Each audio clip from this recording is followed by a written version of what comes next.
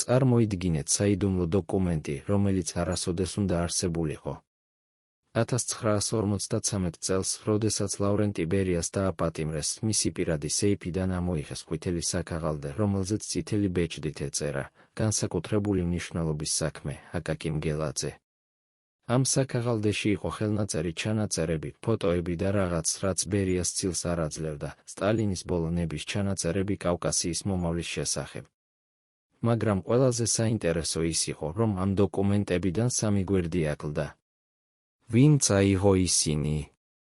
რატომ? და რაზე ზუსტად წერდა სტალინი იმ გვერდებზე, რომლებიც ისე საგულდაგულოდ გაანადგურეს?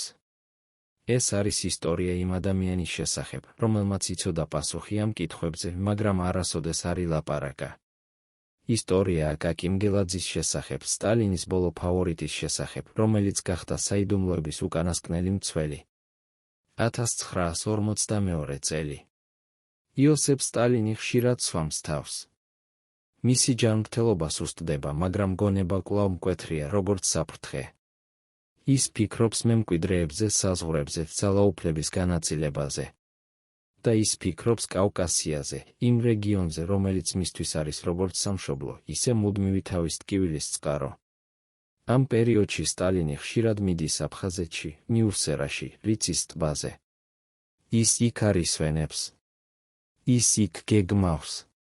და მხოლოდ ერთი ადამიანი იმყოფება მის გვერდით ამ საიდუმლო საუბრებში, ახალგაზრდა, ენერგიული, ერთგული აკაკი მგელაძე, რომელსაც სტალინმა პირადად დანიშნა საქართველოს კომპარტიის ცეკას პირველ მდივნად, რათა გაეთავისუფლებინა ეს პოსტი ბერიას ადამიანებისგან. რატომ სწორედ მგელაძე? რატომ ამ 32 წლის ფუნქციონერმა, რომელიც წარმოშობით იყო მელეკედურის მცირე სოფლიდან ოზურგეთის მაზრიდან, მოიპოვა ისეთი ნდობა, რომელიც არც ვიაჩესლავ მოლოტოვს ჰქონდა, არც გიორგი მალენკოვს? პასუხი მარტივია და საშინელი. ერთდროულად სტალინს სჭირდებოდა ადამიანი, რომელიც არ ეკუთვნოდა არც ერთ ძველ კლანს, არც ერთ ძველ ჯგუფს. ადამიანი, რომელიც იქნებოდა მხოლოდ მისი, სტალინის შექმნილება. და მგელაძე იყო სწორედ ასეთი, ახალი თაობის წარმომადგენელი, რომელსაც არ ჰქონდა წარსული ბერიასთან, არ ჰქონდა ვალდებულებები ძველი გვარდიის წინაშე. ის იყო სუფთა ფურცელი, რომელზეც სტალინს შეეძლო დაეწერა თავისი ბოლო ნება. მაგრამ რა იყო ეს ნება? რა გეგმა ჰქონდა სტალინს აფხაზეთისთვის, საქართველოსთვის, მთელი კავკასიისთვის? ლეგენდა ამბობს, რომ 1941 წელს, რიცის ტბის პირას, სადაც მთები ეხვევა წყალს და სადაც ჰაერი ისეთი სუფთაა, რომ ჩანს ყოველი ფიქრი, სტალინმა უთხრა მგელაძეს რაღაც, რაც შეცვალა ყველაფერი. ის საუბარი არასოდეს არ ჩაწერილა ოფიციალურ ოქმებში. არ არსებობს მისი სტენოგრამა. მაგრამ მოწმეები ამბობენ, რომ იმ საუბრის შემდეგ მგელაძე გამოვიდა თეთრი როგორც ქაღალდი და მთელი ღამე არ დაძინებია. რა მოისმინა ის იმ საღამოს? რა საიდუმლო გაუმხილა მას ბელადმა, რომელიც იმდენად საშიში იყო, რომ ბერიამ მთელი თავისი ძალა მოახმარა, რათა ეს საიდუმლო არასოდეს გამხდარიყო საჯარო? პირველად 25 წლის განმავლობაში ადამიანი, რომელიც პასუხისმგებელი იყო სტალინის და მგელაძის შეხვედრების ორგანიზებაზე, თანახმა ილაპარაკოს კამერების წინაშე. ის ვინც იყო იქ, რიცის ტბაზე, 1941 წელს. ის ვინც ხედავდა სტალინის სახეს, როდესაც ბელადი საუბრობდა მომავალზე. ის ვინც ესმოდა ის სიტყვები, რომლებიც არასოდეს არ უნდა ყოფილიყო წარმოთქმული. ეს ინტერვიუ არის ისტორიული დოკუმენტი, რომელიც შეცვლის ყველაფერს, რასაც ფიქრობთ, რომ იცით საბჭოთა კავკასიის ბოლო წლების შესახებ. მოწმე გვიყვება დეტალებს, რომლებიც 10 წლეულების განმავლობაში იყო დამალული, როგორ ამზადებდა სტალინი თავის ბოლო დიდ რეფორმას, როგორ ენდობოდა მგელაძეს უფრო მეტად, ვიდრე საკუთარ ძმისშვილს, და რატომ იყო ბერია ისეთი შეშფოთებული, რომ თითქმის ღიად ლაპარაკობდა მგელაძის ფიზიკური აღმოფხვრის აუცილებლობაზე. მოწმე იხსენებს, სტალინი იჯდა ხის სკამზე, რიცის ტბის პირას და უყურებდა წყალს. მგელაძე იდგა მის გვერდით, ხელები უკან ჰქონდა შეკრული, როგორც ჯარის კაცს. სტალინმა თქვა, აკაკი, შენ ახალგაზრდა ხარ. შენ დაინახავ იმას, რასაც მე აღარ დავინახავ. მაგრამ უნდა იცოდე, რა უნდა გაკეთდეს აქ, კავკასიაში, რათა ის იყოს ძლიერი და ერთიანი, და შემდეგ ის დაიწყო საუბარი აფხაზეთის შესახებ. არა როგორც კურორტის შესახებ, არამედ როგორც პრობლემის შესახებ, რომელიც უნდა გადაწყდეს ერთხელ და სამუდამოდ, რა იყო ეს პრობლემა. რატომ თვლიდა სტალინი, რომ აფხაზეთი იყო ისტორიული შეცდომა, რომელიც უნდა გამოსწორებულიყო? და რატომ სწორედ მგელაძე სანდო ამ გამოსწორების მისია? პასუხი მდგომარეობს იმაში, თუ როგორ ხედავდა სტალინი საზღვრებს. მისთვის საზღვრები არ იყო წმინდა გეოგრაფია, ისინი იყო ძალაუფლების ინსტრუმენტი.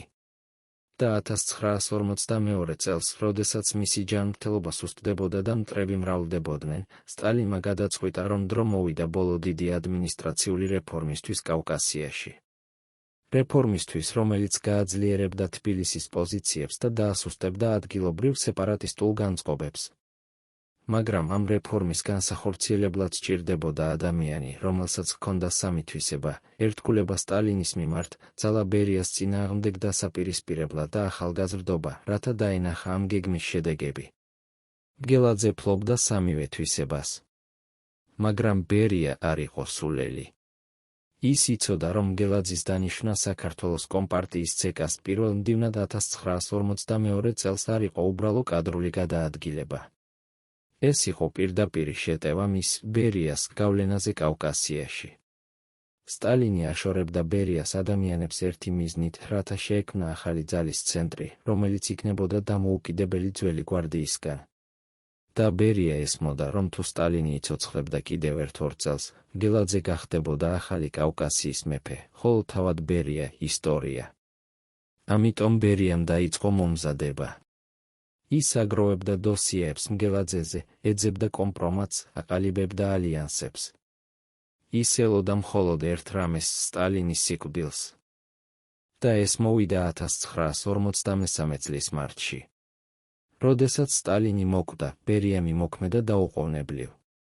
მგელაძე მოხსნეს თანამდებობიდან, გამორიცხეს პარტიიდან, გადააყენეს ყველა პოსტიდან. ოფიციალური მიზეზი იყო მინგრელის საქმესთან კავშირი, მაგრამ ყველამ იცოდა რეალური მიზეზი, მგელაძე იცოდა ძალიან ბევრი. ის იცოდა სტალინის ბოლო გეგმები. ის იცოდა, რას აპირებდა ბელადი აფხაზეთის საკითხთან დაკავშირებით. და ბერია არ შეეძლო დაეშვა, რომ ეს ცოდნა გახდარიყო საჯარო. მაგრამ რატომ არ მოკლა ბერია მგელაძე? რატომ დატოვა ის ცოცხალი, თუმცა განადგურებული კარიერულად? პასუხი შეიძლება იყოს უფრო საშიში, ვიდრე თავად კითხვა. ერთი კვირით ადრე, ვიდრე სტალინის სიკვდილი, მოხდა რაღაც, რაც არასოდეს არ გამოჩენილა არც ერთ ოფიციალურ ოქმში. უცხოელი ემისარი ჩამოფრინდა ღამით მოსკოვში, გაატარა 1 საათი სტალინის კაბინეტში და გაფრინდა, ვისთანაც არ დამშვიდობებულა. მოწმეები ამბობენ, რომ იმ საუბრის შემდეგ სტალინი გამოვიდა კაბინეტიდან თეთრი როგორც ქაღალდი. მან დაუყოვნებლივ გამოიძახა მგელაძე და 2 საათის განმავლობაში საუბრობდა მასთან დახურულ კარს მიღმა. რა მოხდა იმ ღამეს? რა უთხრა უცხოელმა ემისარმა სტალინს? და რატომ გადაწყვიტა სტალინმა, რომ სწორედ მგელაძეს უნდა გაეზიარებინა ეს ინფორმაცია? არსებობს თეორია, რომელიც ათწლეულების განმავლობაში ბუზღუნებს ყოფილი სპეცსამსახურების კორიდორებში.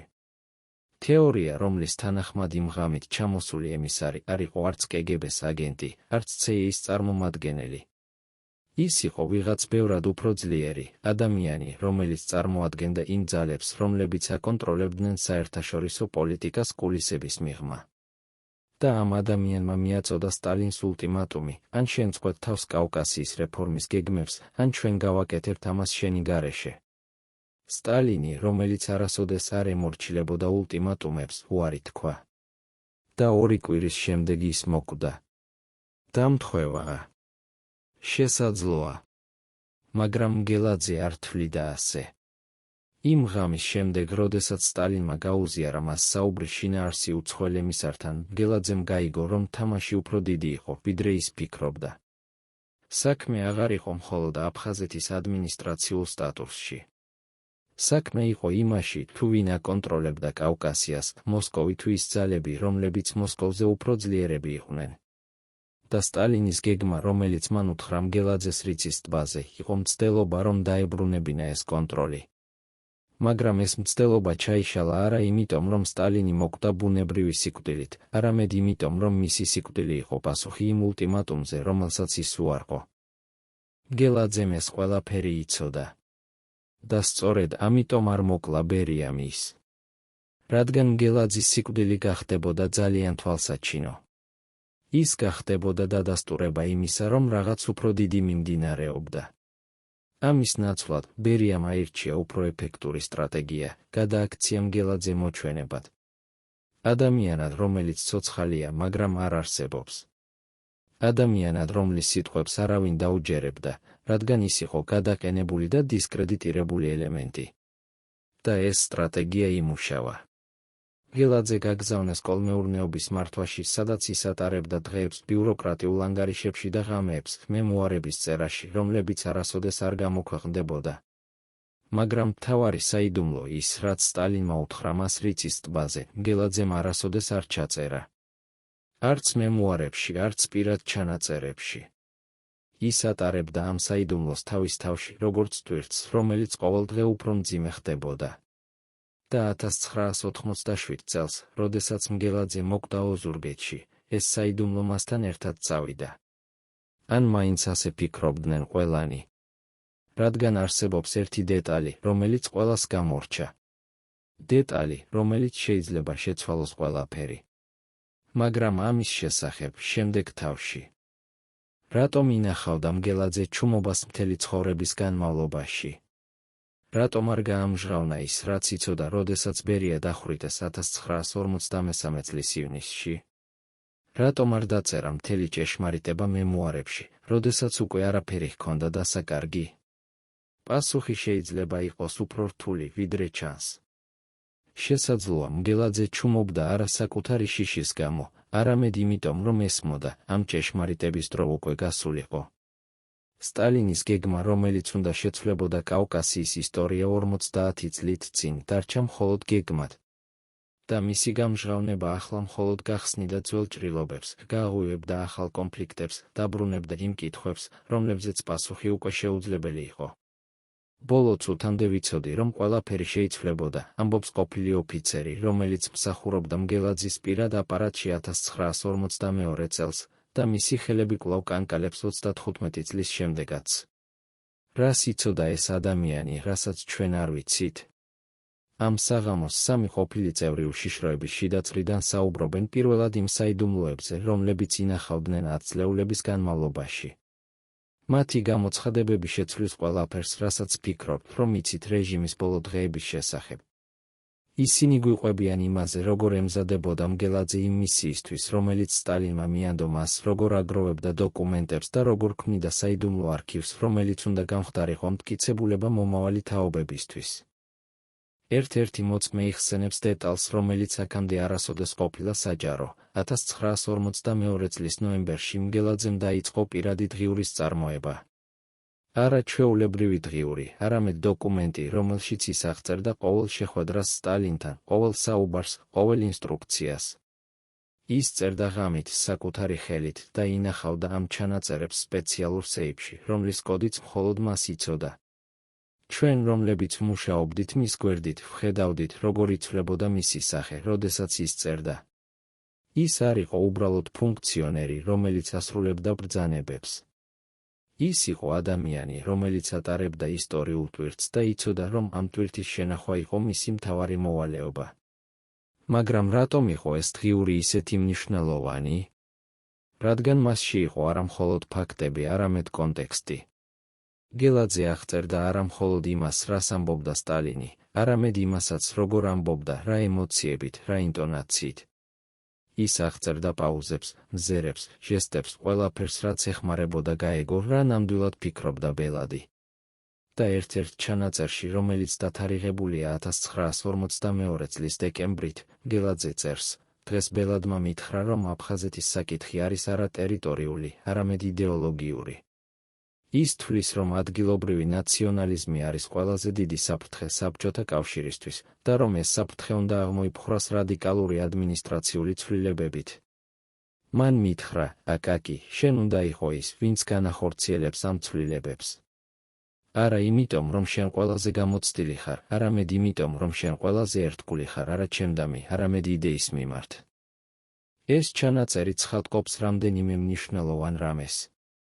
პირველი, სტალინის გეგმა აფხაზეთის შესახებ არ იყო იმპულსური გადაწყვეტილება, არამედ კარგად გააზრებული სტრატეგია, რომელიც ემყარებოდა იდეოლოგიურ მოსაზრებებს. მეორე, სტალინი ხედავდა მგელაძეში არა მხოლოდ შემსრულებელს, არამედ იდეოლოგიურ მემკვიდრეს, ადამიანს, რომელსაც შეეძლო გაეგო და განიხორციელებინა ეს ხედვა მაშინაც კი, როდესაც თავად სტალინი აღარ იქნებოდა. მესამე, ეს ჩანაწერი ხსნის, რატომ იყო ბერია ისეთი შეშფოთებული. რადგან თუ მგელაძეს ჰქონდა ასეთი დოკუმენტაცია, ეს ნიშნავდა, რომ სტალინის გეგმა შეიძლებოდა განხორციელებულიყო მაშინაც კი, როდესაც თავად ბელადი აღარ იქნებოდა ცოცხალი. მაგრამ სად არის ეს დღიური ახლა?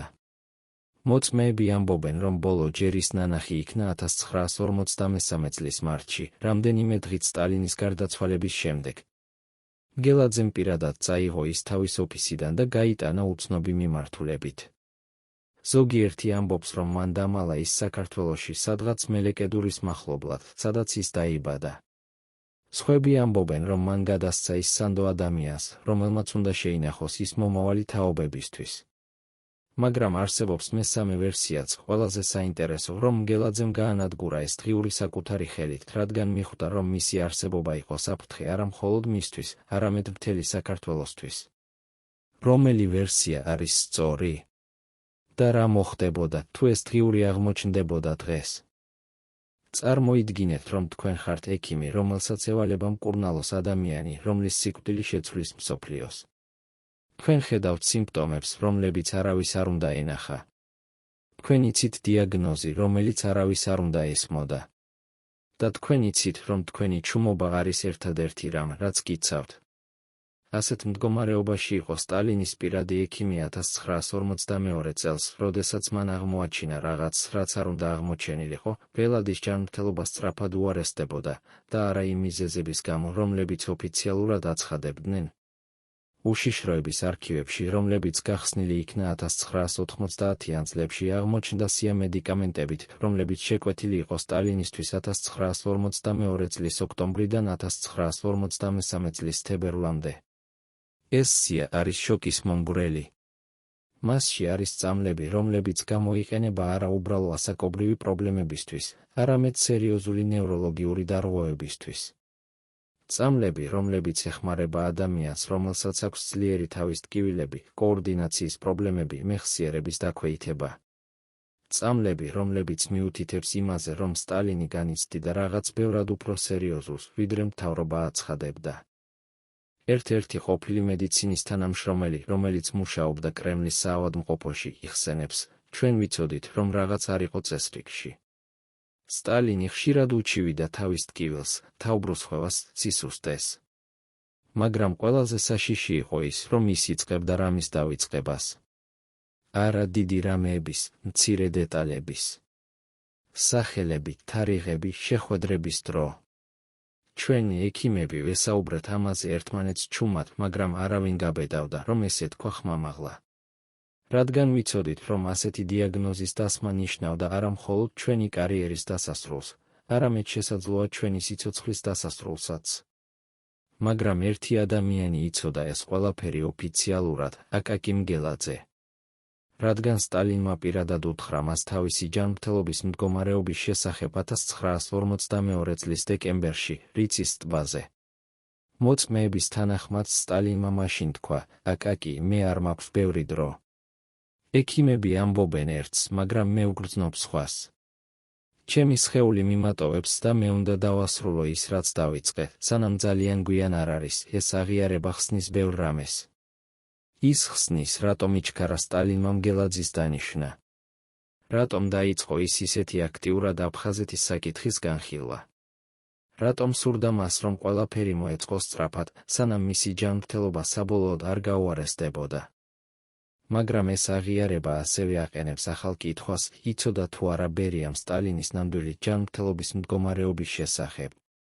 და თუ იცოდა, გამოიყენა თუ არა მან ეს ცოდნა. არსებობს თეორია, რომელიც ამბობს, რომ ბერიას ჰქონდა წვდომა სტალინის სამედიცინო ჩანაწერებზე და რომ მან იცოდა, რომ ბელადის დღეები დათვლილი იყო. ეს ნიშნავდა, რომ ბერიას არ სჭირდებოდა აქტიური ქმედებები, მას მხოლოდ უნდა დაელოდა. დაელოდა, სანამ ბუნება გააკეთებდა თავის საქმეს. და შემდეგ, როდესაც სტალინი მოკვდებოდა, ბერიას შეეძლო სწრაფად მოეხსნა ყველა, ვინც იცოდა ძალიან ბევრი, მათ შორის მგელაძე. მაგრამ რატომ არ მოკვდა სტალინი ადრე? რატომ გაგრძელდა მისი სიცოცხლე კიდევ რამდენიმე თვე, მიუხედავად იმისა, რომ მისი ჯანმრთელობა იყო ისეთი სუსტი? ზოგიერთი ექიმი ამბობს, რომ ეს იყო სტალინის ნების ძალა, ის უბრალოდ უარს ამბობდა სიკვდილზე, სანამ არ დაასრულებდა თავის მისიას. სხვები ამბობენ, რომ ეს იყო სპეციალური მკურნალობა, რომელიც ინახავდა მას ცოცხალს ხელოვნურად. მაგრამ არსებობს მესამე ვერსიაც, რომ სტალინის სიცოცხლე გახანგრძლივდა არა მისი საკუთარი სურვილით, არამედ იმიტომ, რომ ვიღაცას სჭირდებოდა, რომ ის ცოცხალი ყოფილიყო კიდევ ცოტა ხანს. ვინ? და რატომ? ეს კითხვები რჩება უპასუხოდ, მაგრამ ისინი აყენებს ახალ პერსპექტივას სტალინის ბოლო თვეების შესახებ. ცოტა ადამიანი იცის, რომ უზენაესი ამხანაგი, რომელიც საჯაროდ იყო მტკიცე ათეისტი, კანკალებდა წყევლებისა და წინასწარმეტყველებების წინაშე. ელენა ჩაუშესკუს პირად არქივებში აღმოჩნდა ჩანაწერი საიდუმლო ვიზიტის შესახებ მკითხველთან აფხაზეთის მთებიდან, მხოლოდ 1 წლით სიკვდილამდე. რა უთხრა ამ ქალმა? რატომ დაიწყო დიქტატორმა უეცრად თავისი პირადი დაცვის შეცვლა ამ ვიზიტის შემდეგ? დღეს ჩვენ ვაჩვენებთ რეჟიმის მისტიკურ და პარანოიულ სახეს. მაგრამ დაელოდეთ, ეს იყო შეცდომა. ეს იყო ჩანაწერი სხვა დიქტატორის შესახებ, არა სტალინის. მაგრამ საინტერესოა, რომ მსგავსი ისტორია არსებობს სტალინის შესახებაც. მოწმეები ამბობენ, რომ 1942 წლის ზაფხულში, როდესაც სტალინი იმყოფებოდა აფხაზეთში, მოხდა რაღაც უჩვეულო. ადგილობრივი მოხუცი ქალი, რომელიც ცნობილი იყო როგორც მკითხველი, გამოჩნდა სტალინის რეზიდენციის მახლობლად და მოითხოვა შეხვედრა. დაცვამ, რა თქმა უნდა, უარი უთხრა, მაგრამ ქალი არ წავიდა. ის იჯდა კარიბჭესთან მთელი დღე, ლოცულობდა და ლაპარაკობდა რაღაც უცნაურ ენაზე. საღამოს, როდესაც სტალინმა გაიგო ამის შესახებ, მან გასაკვირად უბრძანა დაცვას, რომ შეეშვათ ქალი შიგნით. შეხვედრა გაგრძელდა მხოლოდ 15 წუთი, მაგრამ იმ 15 წუთის შემდეგ სტალინი გამოვიდა ფერმკრთალი და დაძაბული. მან დაუყოვნებლივ გამოიძახა მგელაძე და 2 საათის განმავლობაში საუბრობდა მასთან. მოწმეები ამბობენ, რომ იმ საუბრის შემდეგ მგელაძე ასევე გამოვიდა შეშფოთებული. რა უთხრა იმ ქალმა სტალინს? და რატომ იყო ეს ისეთი მნიშვნელოვანი, რომ სტალინმა გადაწყვიტა გაეზიარებინა ეს მგელაძესთან? ერთ-ერთი ვერსიის თანახმად, ქალმა უთხრა სტალინს, რომ მისი დღეები დათვლილი იყო და რომ მისი გეგმები აფხაზეთის შესახებ არასოდეს განხორციელდებოდა. მან უთხრა, რომ ის, ვინც ყველაზე ახლოს იდგა მასთან, იქნებოდა ის, ვინც ღალატს მოუხდიდა. და მან უთხრა, რომ ერთადერთი გზა, რომ გადაერჩინა თავისი მემკვიდრეობა, იყო ის, რომ ჩაეწერა ყველაფერი და გადაეცა ადამიანისთვის, რომელსაც შეეძლო შეენახა ეს ცოდნა მომავალი თაობებისთვის. ეს ადამიანი იყო მგელაძე. სწორედ ამიტომ დაიწყო მგელაძემ თავისი საიდუმლო დღიურის წარმოება იმ შეხვედრის შემდეგ. სწორედ ამიტომ გახდა ის ისეთი ფრთხილი და პარანოიული. მაგრამ არსებობს სხვა ვერსიაც, უფრო ბნელი და საშიში. ამ ვერსიის თანახმად, ქალი არ იყო უბრალო მკითხველი. ის იყო გამგზავნილი იმ ძალების მიერ, რომლებიც აკონტროლებდნენ მოვლენებს კულისების მიღმა. და მისი მესიჯი იყო არა წინასწარმეტყველება, არამედ გაფრთხილება, ან შენ წყვეტ თავს თავის გეგმებს, ან ჩვენ გავაკეთებთ ამას შენი გარეშე. სტალინი, რომელიც არასოდეს არ ემორჩილებოდა მუქარებს, უარი თქვა. და ეს უარი გახდა მისი სასჯელის დასაწყისი. რომელი ვერსია არის სწორი? ჩვენ არასოდეს გავიგებთ დარწმუნებით. მაგრამ ის, რაც ცნობილია, არის ის, რომ იმ შეხვედრის შემდეგ სტალინმა შეცვალა თავისი ქცევა. ის გახდა უფრო ფრთხილი, უფრო ეჩვიანი, უფრო დახურული. ის იწყებდა ადამიანების შემოწმებას, რომლებსაც წლების განმავლობაში ენდობოდა. ის იწყებდა გეგმების შეცვლას, რომლებიც უკვე დამტკიცებული იყო. და ყველაზე მთავარი, ის იწყებდა მომზადებას იმისთვის, რომ მისი მემკვიდრეობა გადარჩენილიყო მაშინაც კი, როდესაც თავად ის აღარ იქნებოდა. ეს მომზადება მოიცავდა არა მხოლოდ დოკუმენტების შექმნას, არამედ ადამიანების მომზადებასაც, ადამიანების, რომლებსაც შეეძლოთ განეხორციელებინათ მისი ხედვა მომავალში.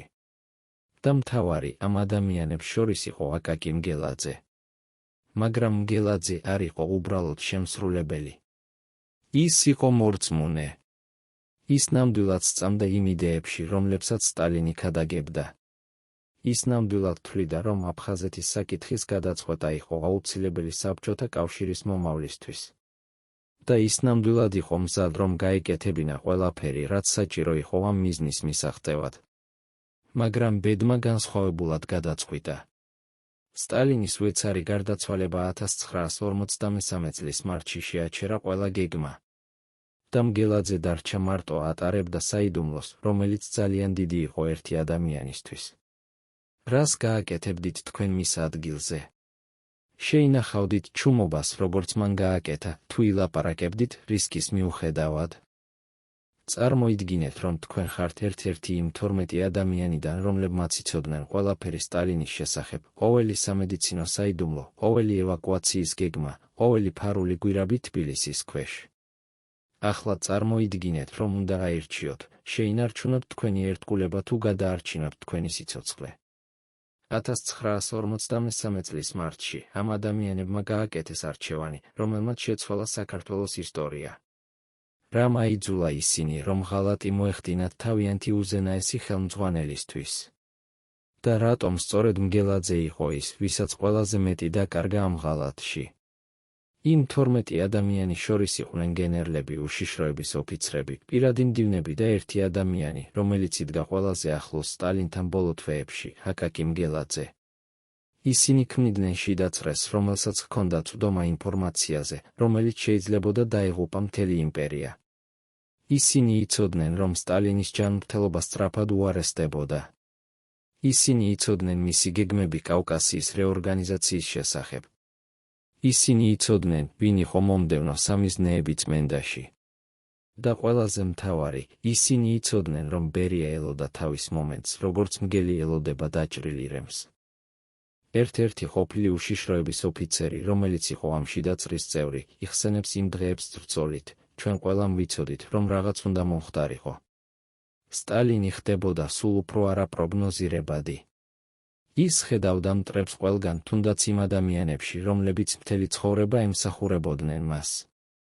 მგელაძე ცდილობდა შეენარჩუნებინა სიმშვიდე, ცდილობდა განეხორციელებინა სტალინის ბრძანებები, მაგრამ ჩვენ ვხედავდით, რომ ეს იყო დაკარგული საქმე.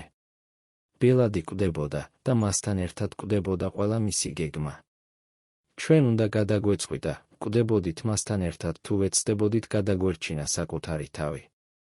მაგრამ რა იყო ის კონკრეტული მომენტი, როდესაც ეს 12 ადამიანი გადაწყვიტეს, რომ დრო მოვიდა მოქმედებისთვის? მოწმეები ამბობენ, რომ ეს იყო 1953 წლის თებერვლის ბოლოს, როდესაც სტალინმა გამოიძახა მგელაძე და უთხრა მას რაღაც, რაც შეაშფოთა არა მხოლოდ მგელაძე, არამედ ყველა, ვინც გაიგო ეს. სტალინმა თქვა, რომ ის ამზადებდა ახალ დიდ წმენდას, რომელიც მოიცავდა არა მხოლოდ ძველ ბოლშევიკებს, არამედ ახალ თაობასაც. ის თქვა, რომ ის ეჩვობდა ყველაში, თუნდაც იმათში, ვინც ყველაზე ახლოს იდგა მასთან. და ის თქვა, რომ მხოლოდ ერთი გზა იყო, რომ გამოერკვია, ვინ იყო ნამდვილად ერთგული, ის უნდა შეეცადა ყველას. ეს განცხადება იყო სასჯელის განაჩენი იმ 12 ადამიანისთვის. რადგან ისინი იცოდნენ, რომ სტალინის გამოცდა ნიშნავდა არა უბრალოდ აკითხვას, არამედ წამებას, დაპატიმრებას, შესაძლოა სიკვდილსაც. ისინი იცოდნენ, რომ მათი ცოდნა იყო ძალიან საშიში, რათა სტალინი დაეტოვებინა ისინი ცოცხლები, თუ ის გადაწყვეტდა, რომ ისინი იყვნენ პოტენციური მოღალატეები. და ისინი იცოდნენ, რომ ბერია უკვე ამზადებდა თავის სიას იმ ადამიანების შესახებ, რომლებიც უნდა გაწმენდილიყვნენ სტალინის გარდაცვალების შემდეგ. მგელაძის სახელი იყო ამ სიის თავში. რა გააკეთეს ამ 12 ადამიანმა? ისინი შეიკრიბნენ საიდუმლოდ ღამით, სადღაც თბილისის გარეუბანში, სადაც არავინ შეამჩნევდა მათ. ისინი ისაუბრეს საათობით, კამათობდნენ, ეჩხუბებოდნენ. ზოგიერთი ამბობდა, რომ ისინი უნდა დარჩენილიყვნენ ერთგულები სტალინის მიმართ რისკის მიუხედავად. სხვები ამბობდნენ, რომ ისინი უნდა დაეკავშირებინათ ბერიას და შეეთანხმებინათ მასთან. მაგრამ მგელაძე ამბობდა რაღაც სხვას. ის ამბობდა, რომ ისინი უნდა დაელოდათ, სანამ ბუნება გააკეთებდა თავის საქმეს. რადგან სტალინის ჯანმრთელობა იყო ისეთი სუსტი, რომ ის ვერ იცოცხლებდა კიდევ დიდხანს. და როდესაც ის მოკვდებოდა, ისინი შეეძლოთ მოექმედათ. მაგრამ ეს ლოდინი იყო წამება. ყოველი დღე, ყოველი საათი იყო საფრთხე. ყოველ მომენტში სტალინს შეეძლო გამოეძახებინა რომელიმე მათგანი და დაეწყო გამოცდა. ყოველ მომენტში ბერიას შეეძლო გაეგო მათი საიდუმლო შეხვედრების შესახებ და მოექმედა. ისინი ცხოვრობდნენ მუდმივ შიშში, მუდმივ ძაბვაში. და მგელაძე, რომელიც იყო ყველაზე ახლოს სტალინთან, განიცდიდა ყველაზე დიდ ზეწოლას. რადგან მას უნდა ეთამაშა როლი ერთგული მსახურის, ხოლო იმავდროულად ემზადებოდა იმისთვის, რომ გადაერჩინა საკუთარი თავი, როდესაც დრო მოვიდოდა. როგორ ახერხებდა ის ამას? როგორ ძინავდა ღამით, იცოდა რომ ის ატარებდა საიდუმლოს, რომელიც შეიძლებოდა მოეკლა ის ნებისმიერ მომენტში? როდესაც სტალინი გარდაიცვალა 1953 წლის მარტის მე-5 დღეს, პირველი, რაც გააკეთა ბერიამ, იყო არა გლოვა, არამედ მოქმედება. ის დაუყოვნებლივ გამოუგზავნა თავისი ადამიანები სტალინის პირად არქივებში, რათა ამოეღოთ ყველა დოკუმენტი, რომელიც შეიძლებოდა ყოფილიყო საშიში მისთვის. მაგრამ იყო ერთი ადგილი, სადაც ბერიას ადამიანებმა ვერ შევიდნენ, მგელაძის პირადი სეიფი საქართველოს კომპარტიის ცეკას შენობაში თბილისში. ამ სეიფში ინახებოდა ის დოკუმენტები, რომლებიც მგელაძემ შექმნა სტალინის ბრძანებით, დოკუმენტები, რომლებიც შეიცავდა სტალინის ბოლონებას კავკასიის მომავლის შესახებ. რა იყო ამ დოკუმენტებში? მოწმეების თანახმად, იქ იყო დეტალური გეგმა აფხაზეთის ადმინისტრაციული რეორგანიზაციის შესახებ.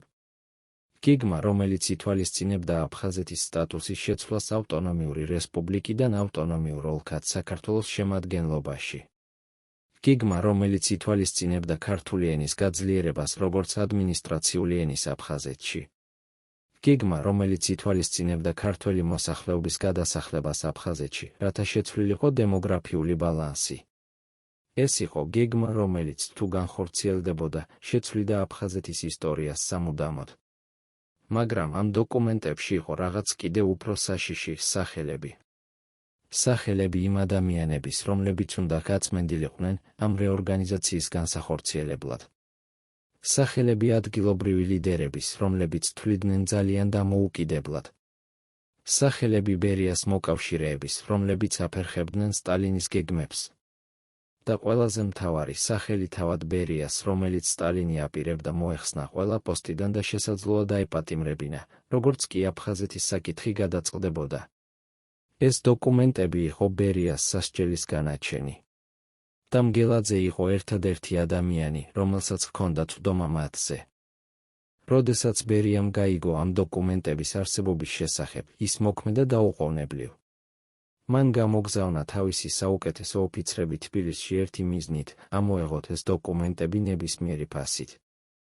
მაგრამ როდესაც ისინი მივიდნენ მგელაძის ოფისში, სეიფი იყო ცარიელი. დოკუმენტები გაქრა. მგელაძემ წაიღო ისინი რამდენიმე საათით ადრე და გაიტანა უცნობი მიმართულებით. ბერიას ადამიანებმა ჩხრიკეს მთელი შენობა, ჩხრიკეს მგელაძის სახლი, ჩხრიკეს თუნდაც მისი ნათესავების სახლები. მაგრამ დოკუმენტები არ იპოვეს. ისინი გაქრა, თითქოს არასოდეს არსებულიყვნენ. სად დამალა მგელაძემ ეს დოკუმენტები? ეს არის კითხვა, რომელზეც არავინ იცის პასუხი დარწმუნებით. არსებობს რამდენიმე თეორია. პირველი თეორია ამბობს, რომ მგელაძემ დაცვა დოკუმენტები, რადგან მიხვდა, რომ მათი არსებობა იყო ძალიან საშიში. მეორე თეორია ამბობს, რომ მან დამალა ისინი სადღაც საქართველოში იმ იმედით, რომ ერთ დღეს ისინი აღმოჩნდებოდნენ და ჭეშმარიტება გახდებოდა ცნობილი. მესამე თეორია, ყველაზე საინტერესო, ამბობს, რომ მგელაძემ გადასცა დოკუმენტები სანდო ადამიანს, რომელიც არ იყო დაკავშირებული პოლიტიკასთან, ადამიანს, რომელსაც შეეძლო შეენახა ისინი უსაფრთხოდ მომავალი თაობებისთვის. ვინ იყო ეს ადამიანი? ზოგიერთი ამბობს, რომ ეს იყო მგელაძის ძმა, რომელიც ცხოვრობდა მელეკედურში და არ იყო ჩართული პოლიტიკაში. სხვები ამბობენ, რომ ეს იყო ძველი მეგობარი, რომელსაც მგელაძე ენდობოდა უფრო მეტად, ვიდრე საკუთარ თავს. მაგრამ არსებობს კიდევ ერთი ვერსია, რომელიც ბუზღუნებს ყოფილი სპეცსამსახურების კორიდორებში, რომ გელაძემ გადასცა დოკუმენტები უცხოელ დიპლომატს, რომელიც დაპირდა, რომ შეინახავდა მათ უსაფრთხო ადგილას და დაუბრუნებდა საქართველოს, როდესაც დრო მოვიდოდა. ეს დიპლომატი, ამ ვერსიის თანახმად, იყო ამერიკელი, რომელიც მუშაობდა მოსკოვის საელჩოში და რომელსაც ჰქონდა საიდუმლო კავშირები მგელაძესთან. ეს ვერსია ჟღერს როგორც შეთქმულების თეორია, მაგრამ არსებობს ფაქტები, რომლებიც მას მხარს უჭერენ. ცნობილია, რომ 1952 წელს რამდენიმე ამერიკელი დიპლომატი ჩამოვიდა თბილისში ოფიციალური ვიზიტით. ცნობილია, რომ მგელაძე პირადად შეხვდა მათ და გაატარა რამდენიმე საათი საუბარში. და ცნობილია, რომ ამ ვიზიტის შემდეგ ბერია გახდა ძალიან შეშფოთებული და დაიწყო მგელაძის მოძრაობების მონიტორინგი. რა ისაუბრეს მგელაძემ და ამერიკელებმა? გადასცა თუ არა მან მათთვის რაიმე? და თუ გადასცა, სად არის ეს ახლა? ეს კითხვები რჩება უპასუხოდ, მაგრამ ისინი აყენებს ახალ პერსპექტივას მგელაძის ბედზე. 1953 წლის ივნისში, როდესაც ბერია დახვრიტეს, ბევრმა იფიქრა, რომ მგელაძე დაბრუნდებოდა ძალაუფლებაში. ბოლოს და ბოლოს ის იყო ადამიანი, რომელიც სტალინმა პირადად აირჩია, რომ განეხორციელებინა მისი ბოლო დიდი გეგმა. ის იყო ადამიანი, რომელსაც ჰქონდა ცოდნა და გამოცდილება, რომ ხელმძღვანელობდა საქართველოს ახალ ეპოქაში. მაგრამ ეს არ მოხდა. ნიკიტა ხრუშჩოვი, რომელიც გახდა ახალი ლიდერი, გადაწყვიტა, რომ მგელაძე იყო ძალიან დაკავშირებული სტალინის რეჟიმთან, ძალიან საშიში თავისი ცოდნით. მგელაძე დარჩა გადაყენებული, დისკრედიტირებული, დავიწყებული. მაგრამ მგელაძე არ დანებდა. ის გააგრძელა ცხოვრება, მუშაობდა უმნიშვნელო პოზიციებზე, წერდა მემუარებს, რომლებიც არასოდეს არ გამოქვეყნდებოდა. ის ელოდა იმ დღეს, როდესაც ჭეშმარიტება გახდებოდა ცნობილი. ელოდა იმ დღეს, როდესაც სტალინის გეგმები აფხაზეთის შესახებ გახდებოდა საჯარო. ელოდა იმ დღეს, როდესაც მისი როლი ამ ისტორიაში აღიარებულ იქნებოდა. მაგრამ ეს დღე არასოდეს მოვიდა. 1987 წელს, როდესაც მგელაძე გარდაიცვალა ოზურგეთში, ის კვლავ იყო უცნობი ადამიანი, დავიწყებული ისტორიის მიერ. მაგრამ მისი სიკვდილის შემდეგ რაღაც უჩვეულო მოხდა. მისი პირადი ნივთები, რომლებიც უნდა გადაეცათ მის ოჯახს, გაქრა. მისი მემუარები, რომლებიც ინახებოდა მის სახლში, არ იპოვეს. მისი პირადი ფოტოები, წერილები, ჩანაწერები, ყველაფერი გაქრა, თითქოს ვიღაც მოვიდა და გაწმინდა ყველაფერი, რაც შეიძლებოდა მიუთითებდა მის ნამდვილ ისტორიაზე. ვინ გააკეთა ეს? და რატომ? ზოგიერთი ამბობს, რომ ეს იყო KGB, რომელიც კვლავ ეშინოდა იმისა, რაც მგელაძემ შეიძლება დატოვა. სხვები ამბობენ, რომ ეს იყო მისი საკუთარი ოჯახი, რომელიც ცდილობდა დაეცვა მისი მეხსიერება და თავიდან აეცილებინა ახალი დევნა. მაგრამ არსებობს კიდევ ერთი თეორია, ყველაზე საინტერესო.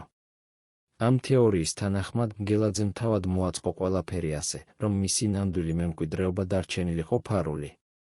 ის იცოდა, რომ მისი სიკვდილის შემდეგ მოვიდოდნენ ადამიანები, რომლებიც ეძებდნენ დოკუმენტებს, ჩანაწერებს, მტკიცებულებებს. და ის არ სურდა, რომ ეს მტკიცებულებები ეპოვათ. არა იმიტომ, რომ ის ეშინოდა საკუთარი რეპუტაციის, არამედ იმიტომ, რომ ის ესმოდა, ამ ჭეშმარიტების დრო ჯერ არ მოსულიყო.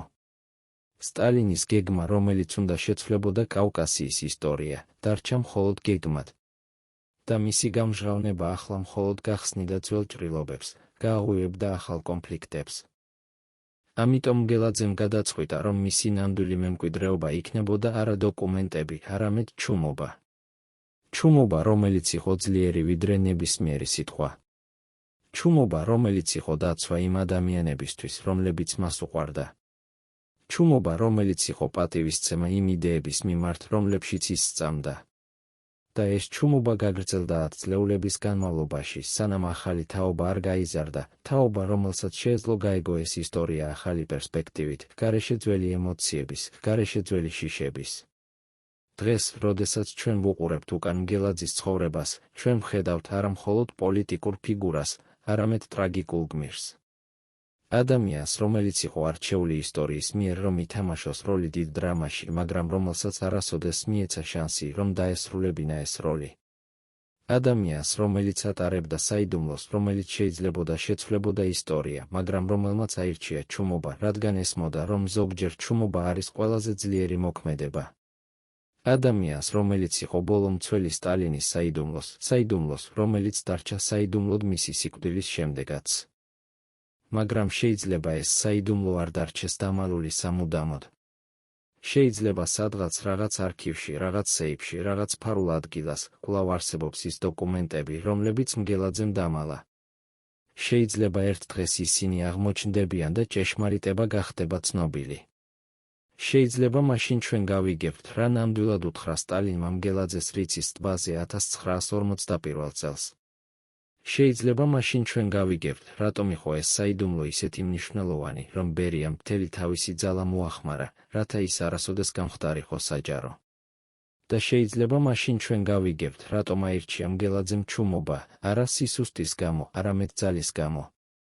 ძალის, რომელიც მოდის იმ გაგებიდან, რომ ზოგიერთი ჭეშმარიტება ძალიან ძლიერია, რომ გამჟღავნდეს. პირველად 25 წლის განმავლობაში ადამიანი, რომელიც პასუხისმგებელი იყო მგელაძის პირადი უსაფრთხოების უზრუნველყოფაზე 1942 წლიდან 1953 წლამდე, თანახმა ილაპარაკოს კამერების წინაშე. ის, ვინც იყო იქ, ყოველ შეხვედრაზე, ყოველ საიდუმლო საუბარზე, ყოველ ღამით, როდესაც მგელაძე წერდა თავის დღიურს. ის, ვინც ხედავდა, როგორ იცვლებოდა მგელაძის სახე, როდესაც ის იღებდა ტელეფონის ზარს სტალინისგან. ის, ვინც იცოდა, რა ხდებოდა იმ კედლების მიღმა, რომლებზეც ისტორია ჩუმობს. ეს ინტერვიუ არის ისტორიული დოკუმენტი, რომელიც შეცვლის ყველაფერს, რასაც ფიქრობთ, რომ იცით აკაკი მგელაძის ბოლო წლების შესახებ. მოწმე გვიყვება დეტალებს, რომლებიც 10 წლეულების განმავლობაში იყო დამალული, როგორ ცხოვრობდა მგელაძე მუდმივ შიშში, როგორ ემზადებოდა ის თავისი სიკვდილისთვის და რატომ გადაწყვიტა, რომ მისი ნამდვილი მემკვიდრეობა იქნებოდა არა დოკუმენტები, არამედ ჩუმობა. მოწმე იხსენებს, 1953 წლის აპრილში, როდესაც მგელაძე უკვე იყო მოხსნილი ყველა პოსტიდან, მე კვლავ მუშაობდი მის გვერდით. არა ოფიციალურად, არამედ როგორც მეგობარი, როგორც ადამიანი, რომელსაც ისენდობოდა. ერთ საღამოს, როდესაც ჩვენ ვიჯექით მის სახლში ოზურგეთში, მან მითხრა რაღაც, რაც არასოდეს დამავიწყდება. მან თქვა, იცი, რატომ არ ვლაპარაკობ? არა იმიტომ, რომ მე შინია. არა იმიტომ, რომ არ მინდა ჭეშმარიტების გამჟღავნება. არამედ იმიტომ, რომ ვიცი, ამ ჭეშმარიტების დრო უკვე გასულია. სტალინის გეგმა, რომელიც უნდა შეცვლებოდა კავკასიის ისტორია, დარჩა მხოლოდ გეგმად. და თუ მე ახლა ვილაპარაკებ, ეს მხოლოდ გახსნის ძველ ჭრილობებს, გააღვიებს ახალ კონფლიქტებს. ზოგჯერ ჩუმობა არის ყველაზე ძლიერი მოქმედება. ეს სიტყვები ხსნის ბევრ რამეს. ისინი ხსნის, რატომ არ დაწერა მგელაძემ მთელი ჭეშმარიტება თავის მემუარებში. რატომ არ გაამჟღავნა ის, რაც იცოდა, როდესაც ბერია დახვრიტეს და როდესაც ის უკვე არაფერი ჰქონდა დასაკარგი. რატომ აირჩია ჩუმობა, როდესაც მას შეეძლო ყოფილიყო გმირი, ადამიანი, რომელმაც გაამჟღავნა დიდი საიდუმლო. მაგრამ მგელაძე არ სურდა ყოფილიყო გმირი. მას სურდა ყოფილიყო პასუხისმგებელი. პასუხისმგებელი იმ ადამიანების წინაშე, რომლებიც დაზარალდებოდნენ, თუ ეს ჭეშმარიტება გახდებოდა საჯარო. პასუხისმგებელი იმ იდეების წინაშე, რომლებშიც ის სწამდა. პასუხისმგებელი ისტორიის წინაშე, რომელიც მისი აზრით უნდა განვითარებულიყო თავისი გზით, გარეშე ძველი საიდუმლოების ჩარევის. მაგრამ ეს ჩუმობა არ იყო მარტივი. მოწმე გვიყვება, როგორ ტანჯავდა მგელაძე ამ ტვირთით. როგორ ღამით ვერ ძინავდა, როგორ ხშირად საუბრობდა საკუთარ თავთან, როგორ წერდა წერილებს, რომლებსაც არასოდეს არ გაგზავნიდა. ის წერდა წერილებს სტალინს, თითქოს ბელადი კვლავ ცოცხალი იყო. ის წერდა მას თავის ფიქრებზე, თავის ეჭვებზე, თავის შიშებზე. ის წერდა მას იმაზე, რომ იყო თუ არა სწორი მისი გადაწყვეტილება ჩუმობის შესახებ. და შემდეგ ის წვავდა ამ წერილებს, ერთს-ერთის მიყოლებით, როგორც რიტუალს. ეს იყო მისი გზა, რომ გაუმკლავებოდა ტვირთს, რომელსაც ის ატარებდა. ეს რიტუალი გაგრძელდა წლების განმავლობაში. მგელაძე წერდა წერილებს სტალინს, წვავდა მათ და ცხოვრობდა თავის ჩუმ ცხოვრებას ოზურგეთში. ის მუშაობდა კოლმეურნეობის მართვაში, ესწრებოდა პარტიულ შეხვედრებს, სადაც არავინ აღარ ითვალისწინებდა მის აზრს. ის იყო მოჩვენება, ადამიანი, რომელიც ცოცხალი იყო, მაგრამ არ არსებობდა. მაგრამ ამ ყველაფრის მიუხედავად ის არ კარგავდა იმედს. ის სწამდა, რომ ერთ დღეს, როდესაც დრო მოვიდოდა, ჭეშმარიტება გახდებოდა ცნობილი. არა მისი მიერ, არამედ ისტორიის მიერ. არა როგორც პოლიტიკური განცხადება, არამედ როგორც ისტორიული ფაქტი, რომელსაც ადამიანები შეძლებდნენ გაეგოთ და მიეღოთ. მაგრამ ეს დღე არასოდეს მოვიდა მგელაძის სიცოცხლეში. ის გარდაიცვალა 1987 წელს, კვლავ ატარებდა თავის საიდუმლოს, კვლავ ელოდა იმ დღეს, რომელიც არასოდეს მოვიდოდა. მაგრამ მისი სიკვდილის წინ ბოლო დღეებში მან თქვა რაღაც, რაც შეიძლება იყოს გასაღები მთელი ამ ისტორიისთვის. მოც მე იხსენებს, მისი ბოლო სიტყვები იყო, მე ვიცოდი ძალიან ბევრი. მაგრამ ყველაზე მნიშვნელოვანი, რაც ვიცოდი, იყო ის, რომ ზოგიერთი ჭეშმარიტება უნდა დარჩეს დამალული.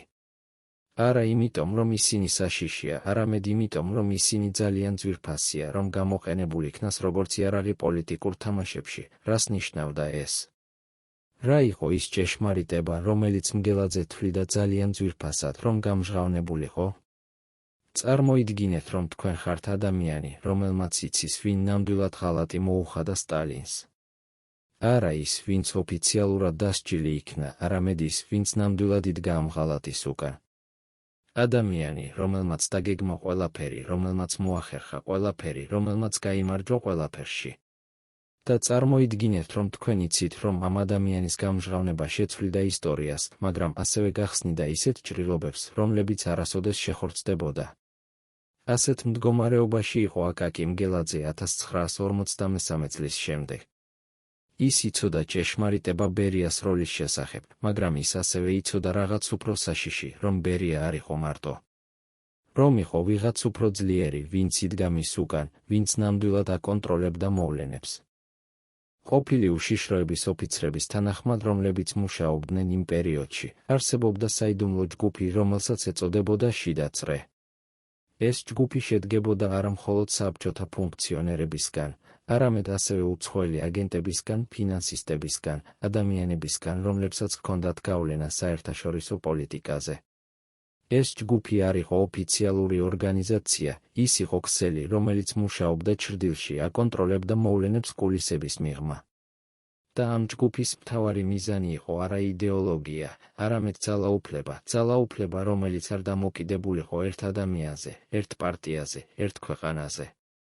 მგელაძემ გაიგო ამ ჯგუფის არსებობის შესახებ 1952 წლის ბოლოს, როდესაც სტალინმა უთხრა მას იმ საიდუმლო საუბრის შესახებ უცხოელ ემისართან.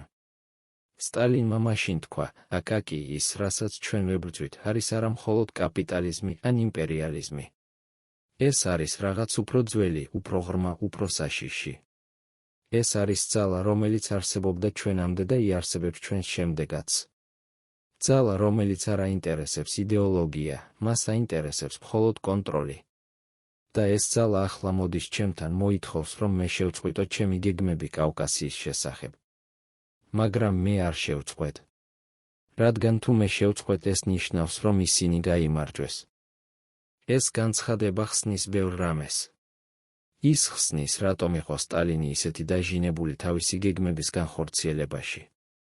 რატომ არ დანებდა, მიუხედავად იმისა, რომ მისი ჯანმრთელობა სუსტდებოდა. რატომ თვლიდა, რომ აფხაზეთის საკითხი იყო არა მხოლოდ ადმინისტრაციული, არამედ იდეოლოგიური და თუნდაც ეგზისტენციალური. მაგრამ ის ასევე ხსნის რაღაც სხვას, რატომ მოკვდა სტალინი ისე თუ ეცხრად. რადგან თუ ეს შიდა წრე ნამდვილად არსებობდა და თუ ისინი ნამდვილად მოითხოვდნენ სტალინისგან, რომ შეეწყვიტა თავისი გეგმები, მაშინ სტალინის უარი იყო მისი სასჯელის განაჩენი. მგელაძემ ეს ყველაფერი იცოდა. და ის ასევე იცოდა, ვინ იყო ბერიას ნამდვილი მფარველი ამ შიდა წრეში. ეს არ იყო საბჭოთა ფუნქციონერი, ეს იყო უცხოელი ადამიანი, რომელსაც ჰქონდა კავშირები როგორც დასავლეთთან, ისე აღმოსავლეთთან. ადამიანი, რომელიც მუშაობდა არა ერთი ქვეყნის ინტერესებისთვის, არამედ საკუთარი ქსელის ინტერესებისთვის. და ეს ადამიანი იყო ის, ვინც დაპირდა ბერიას, რომ დაიცავდა მას სტალინის გარდაცვალების შემდეგ, თუ ბერია დაეხმარებოდა მას სტალინის გეგმების შეჩერებაში. ბერია დათანხმდა. და ეს შეთანხმება გახდა სტალინის სიკვდილის ნამდვილი მიზეზი. მაგრამ ბერია არ იცოდა ერთი რამ, რომ ეს შიდა წრე არასოდეს არ აპირებდა მისი დაცვას. ისინი იყენებდნენ მას როგორც ინსტრუმენტს, რომ მოეხსნათ სტალინი, მაგრამ როდესაც ეს მიზანი მიღწეულ იქნა, ბერია გახდა ზედმეტი. ამიტომ დახვრიტეს ის 1953 წლის ივნისში. არა იმიტომ, რომ ის იყო დამნაშავე სტალინის რეპრესიებში, ყველა იყო დამნაშავე. არამედ იმიტომ, რომ ის იცოდა ძალიან ბევრი. ის იცოდა შიდა წრის შესახებ. ის იცოდა მათი გეგმების შესახებ. და ის უნდა ჩუმად ყოფილიყო. გელაძემ ეს ყველაფერი გაიგო ბერიას სიკვდილის შემდეგ. და ის მიხვდა, რომ თუ ბერია, რომელიც იყო ისეთი ძლიერი, ვერ გადარჩა, მაშინ რა შანსი ჰქონდა მას, უბრალო ფუნქციონერს. ამიტომ აირჩია მგელაძემ ჩუმობა. არა იმიტომ, რომ ის ეშინოდა საკუთარი სიცოცხლის, ის უკვე იყო განადგურებული კარიერულად და პოლიტიკურად. არამედ იმიტომ, რომ ის ესმოდა, ამ ჭეშმარიტების გამჟღავნება არ შეცვლიდა არაფერს. შიდა წრე კვლავ იარსებებდა. ისინი კვლავ აკონტროლებდნენ მოვლენებს. და თუ ის ილაპარაკებდა, ისინი უბრალოდ მოიძებნიდნენ სხვა გზას, რომ ჩაიჩუმებინათ ის. ამიტომ მგელაძემ გადაწყვიტა, რომ მისი ჩუმობა იქნებოდა მისი საბოლოო გამარჯვება. გამარჯვება არა იმ ძალების წინააღმდეგ, რომლებიც აკონტროლებდნენ მსოფლიოს, არამედ გამარჯვება საკუთარი თავის წინააღმდეგ, გამარჯვება იმ ცდუნების წინააღმდეგ, რომ გამხდარიყო გმირი, რომ ეთქვა ჭეშმარიტება რისკის მიუხედავად. რას ფიქრობთ ამაზე?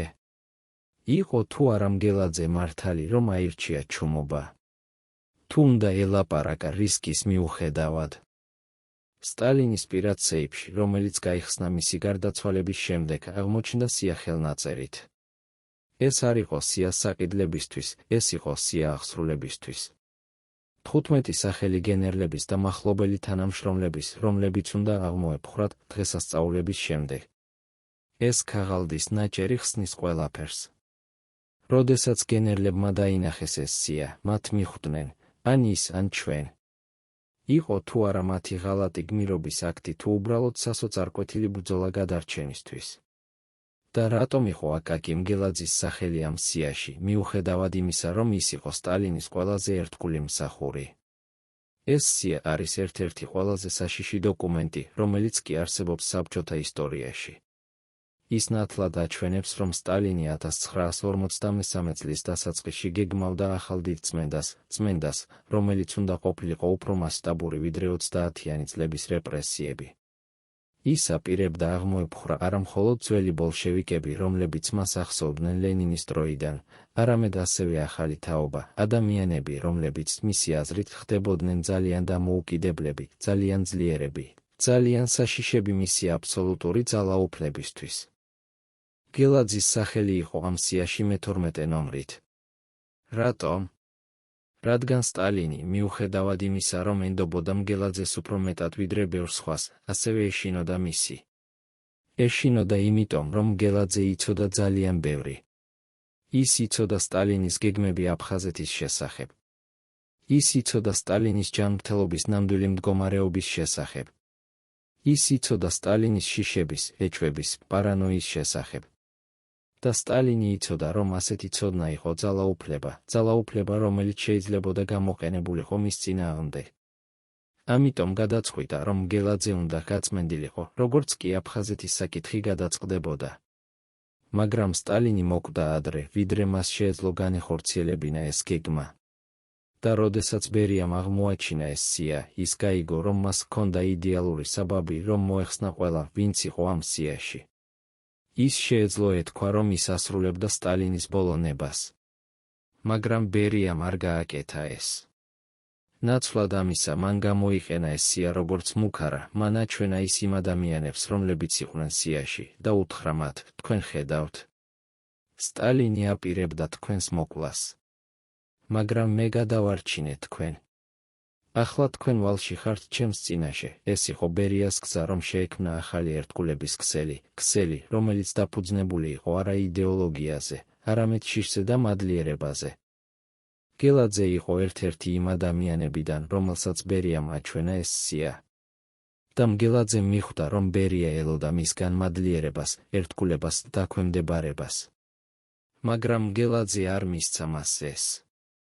ნაცვლად ამისა მან უთხრა ბერიას, თუ სტალინი აპირებდა ჩემს მოკვლას, ეს იყო მისი უფლება.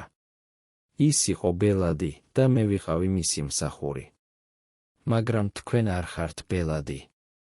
თქვენ ხართ უბრალოდ ადამიანი, რომელიც ცდილობს გამოიყენოს სტალინის სიკვდილი საკუთარი ძალაუფლების გასაძლიერებლად.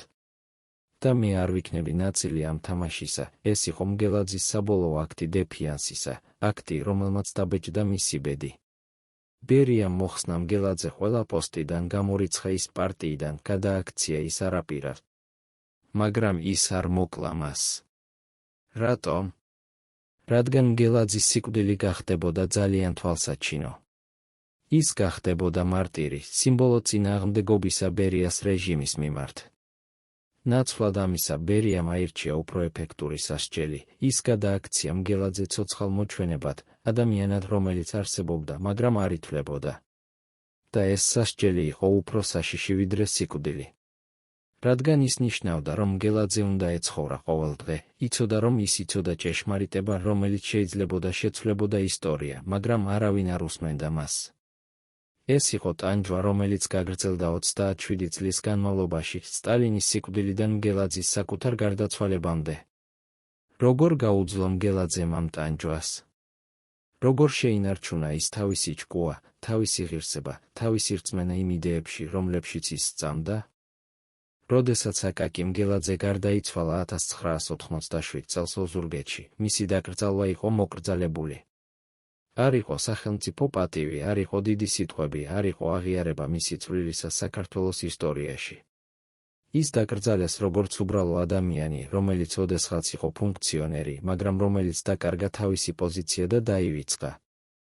მაგრამ იმ ადამიანებისთვის, რომლებმაც იცოდნენ ნამდვილი ისტორია, მისი სიკვდილი იყო ისტორიული მომენტი. რადგან მასთან ერთად წავიდა ბოლო ადამიანი, რომელიც იცოდა სტალინის ნამდვილი გეგმები კავკასიის მომავლის შესახებ. ბოლო ადამიანი, რომელიც იცოდა რა ნამდვილად მოხდა იმ დღეებში, როდესაც ისტორია შეიცვალა სამუდამოდ. მგელაძის გარდაცვალების შემდეგ საქართველო განაგრძობდა თავის გზას. აფხაზეთის საკითხი, რომელიც სტალინი აპირებდა, გადაეწყვიტა ერთხელ და სამუდამოდ, დარჩა გადაუჭრელი. ის გახდა წყარო მუდმივი დაძაბულობის, კონფლიქტის, ტკივილის, რომელიც გაგრძელდა 10 წლეულების განმავლობაში და რომელიც კვლავ გრძნობს დღესაც. შეიძლება, თუ სტალინი იცოცხლებდა კიდევ ერთ წელს, თუ მგელაძეს მიეცა შანსი, რომ განეხორციელებინა ის გეგმა, რომელიც მას ანდეს, ისტორია იქნებოდა სხვაგვარი. შეიძლება აფხაზეთი დღეს იქნებოდა სხვაგვარი. შეიძლება საქართველო იქნებოდა სხვაგვარი. მაგრამ ისტორია არ იცის შეიძლება. ისტორია იცის მხოლოდ ის, რაც მოხდა. და ის, რაც მოხდა, არის ის, რომ მგელაძე დარჩა ჩუმად. ის არ გაამჟღავნა ის, რაც იცოდა. ის არ გამოიყენა თავისი ცოდნა, როგორც იარაღი, როგორც ძალაუფლება, როგორც გზა დაბრუნებისკენ. ის უბრალოდ ატარებდა ამ ცოდნას, როგორც ტვირთს, როგორც პასუხისმგებლობას, როგორც მემკვიდრეობას, რომელიც მას არ შეეძლო გადაეცა არავისთვის. და ეს არჩევანი ჩუმობის იყო შეიძლება მისი ყველაზე დიდი წვლილი ისტორიაში. რადგან ზოგჯერ ჩუმობა არის ყველაზე ხმამაღალი განცხადება. ზოგჯერ ის, რასაც ჩვენ არ ვამბობთ, არის უფრო მნიშვნელოვანი, ვიდრე ის, რასაც ვამბობთ. მაგრამ ეს არ ნიშნავს, რომ ჭეშმარიტება დარჩება დამალული სამუდამოდ. ისტორია აქვს გზა, რომ გამოავლინოს თავისი საიდუმლოები, როდესაც დრო მოდის. შეიძლება ერთ დღეს, სადღაც რომელიმე არქივში, რომელიმე სეიფში, რომელიმე ფარულ ადგილას, აღმოჩნდება ის დოკუმენტები, რომლებიც მგელაძემ დამალა. შეიძლება აღმოჩნდება მისი დღიური, სადაც ის აღწერდა თავის საუბრებს სტალინთან. შეიძლება აღმოჩნდება ის წერილები, რომლებიც ის წერდა და წვავდა. შეიძლება აღმოჩნდება ის ჭეშმარიტება, რომელიც ის ატარებდა მთელი ცხოვრების განმავლობაში. და მაშინ ჩვენ გავიგებთ, რა ნამდვილად უთხრა სტალინმა მგელაძეს რიცის ტბაზე 1941 წელს. მაშინ ჩვენ გავიგებთ, რატომ იყო ეს საიდუმლო ისეთი მნიშვნელოვანი, რომ ბერიამ მთელი თავისი ძალა მოახმარა, რათა ის არასოდეს გამხდარიყო საჯარო. მაგრამ შეიძლება ეს საიდუმლო არასოდეს აღმოჩნდეს. შეიძლება ის დარჩეს დამალული სამუდამოდ, როგორც მგელაძემ გადაწყვიტა. და შეიძლება ეს იყოს სწორი. რადგან ზოგიერთი ჭეშმარიტება ძალიან ძლიერია, რომ გამჟღავნდეს. ზოგიერთი ჭეშმარიტება ძალიან საშიშია, რომ გამოყენებულ იქნას როგორც იარაღი. ზოგიერთი ჭეშმარიტება უნდა დარჩეს საიდუმლოდ, არა იმიტომ, რომ ჩვენ ვეშინიათ მისი, არამედ იმიტომ, რომ ჩვენ პატივისცემთ მას. პატივისცემთ იმ ადამიანებს, რომლებმაც ატარეს ეს საიდუმლო.